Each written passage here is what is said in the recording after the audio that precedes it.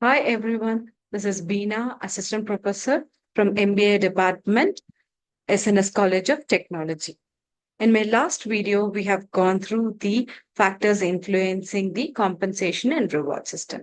And today we are going to look into one of the important chapter, direct and indirect compensation.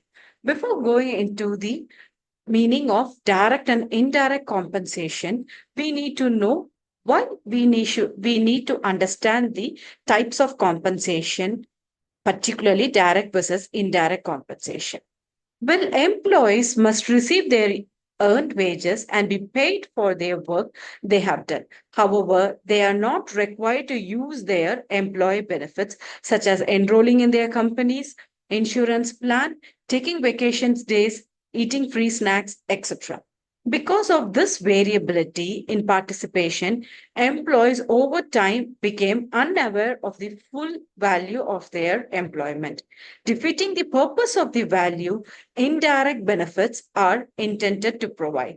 This is a problem as employees remain unaware of the values of their employment. More and more employees are quitting their jobs to seek higher paying ones with better hard and soft benefits. What can be done to overcome this? Ultimately, an employee's ability to understand their full value of employment, which involves understanding direct and indirect compensation, depends on the way your company manages it all. Now, this is how it leads to the direct and indirect compensation in an organization. Let us go deep into the description of direct and indirect compensation. Compensation is often a monetary payment. So now, when you are going to separate it, it comes under direct compensation and indirect compensation. Under direct compensation, we have base pay as the wages, salary, and incentives, commissions, piece rate, bonuses, stock options, profit sharing, and gain sharing. Under indirect compensation, yes, correctly, pay for time, not work, vacations, breaks, holidays, sick days, jury duty, and insurance plans, security plans, and employee services such as educational assistance, recreational programs, and food services. Under insurance plan, it will cover medical, dental, and life insurance. Under security plans such as pensions, social security, and disability insurance. Let us go deep into the direct compensation. As the term implies, it is a monetary payment given to the employees for the time they have worked and achievements such as base salary, wages, bonuses, commissions, and overtime.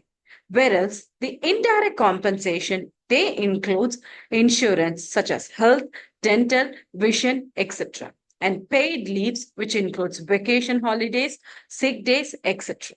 and retirement contributions, career development programs, tuition reimbursement, student loan repayment assistance, and office space. Now, what is the non-financial compensation? They include work-life programs, company volunteerism, corporate commitments to a better society. Now, let's get deep into the subject, the difference between direct and indirect compensation.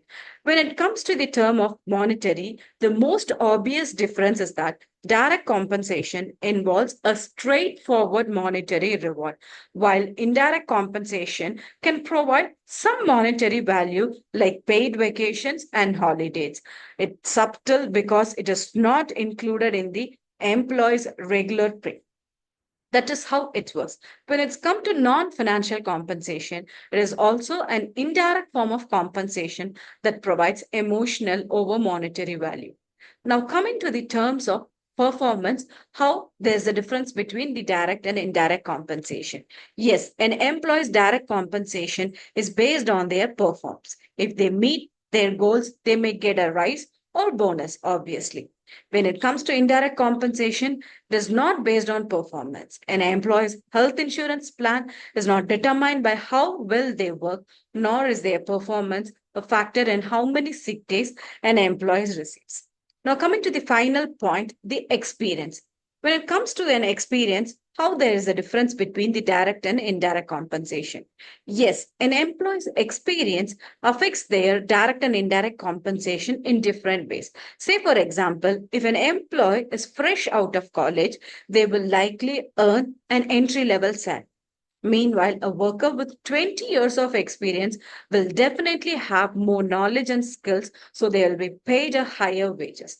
When it comes to indirect compensation, company often gives employees more vacation days the more years they work, which is one way to entice workers to stay. So we have clearly gone through what is the difference between direct and indirect compensation.